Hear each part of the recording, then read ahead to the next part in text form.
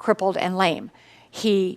David then, through the orchestration of God, came into being king first in Hebron and then king over Israel, the entire 12 tribes. And after he had promised, he and Jonathan had made a promise to one another that whichever one of them died, that the other would take care of the family, his friend's family.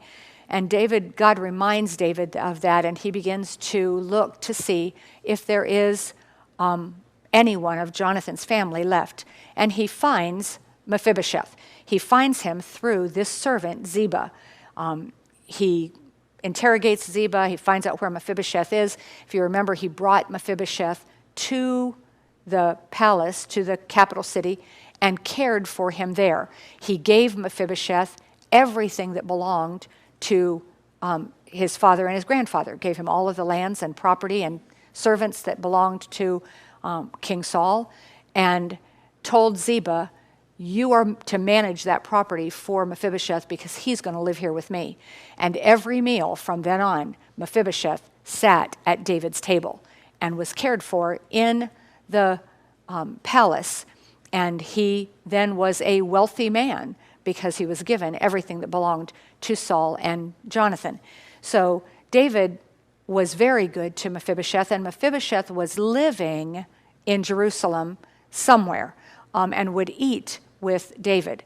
Now, when David gets word that Absalom has declared himself king and he knows that he's in danger and his kingdom is in danger, he probably didn't eat whatever meal it was time for that day. He was packing up to get out of and so he may not have even thought about the fact that I haven't seen Mephibosheth since whatever the last meal was, whether he ate every meal with David or he came for dinner. I don't know exactly what the pattern had become, but Mephibosheth, David has not seen for a while.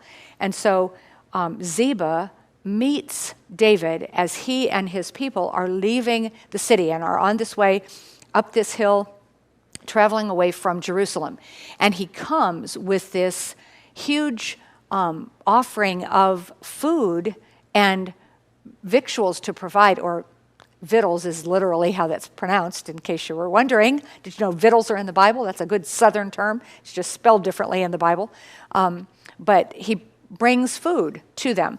And it was a wonderful spread.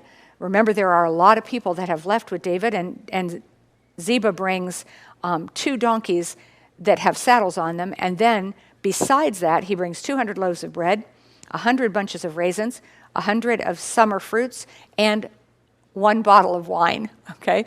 Now, let's look at what Ziba says is the reason that he brings this stuff. He says in verse 2, and the king said unto Ziba, what meanest thou by these? And Ziba said, the asses be for the king's household to ride on, and the bread and summer fruit for the young men to eat, and the wine that such as be faint in the wilderness may drink. And I had never really thought about it, but as I was studying, one of the commentaries made reference to the fact that, we think of wine and alcoholic beverage, and the Bible talks about, that it's a sin to be drunk with wine, and that a little wine is good for the stomach. There's this huge spread and 1 bottle of wine, and he says it's for the people that they're going to pass out or they get sick from the trip. It wasn't like he knew that David was not a man who partook of alcohol to get drunk. It was to take care of any person that might have been. And I had never thought about that. I thought 200 loaves of bread and all this other stuff and one bottle of wine. So anyway, just little. I thought it was a little humorous personally, but anyway, so there it is. So then verse 3, and the king said, and where is thy master's son? Now, the master's son would have been Mephibosheth.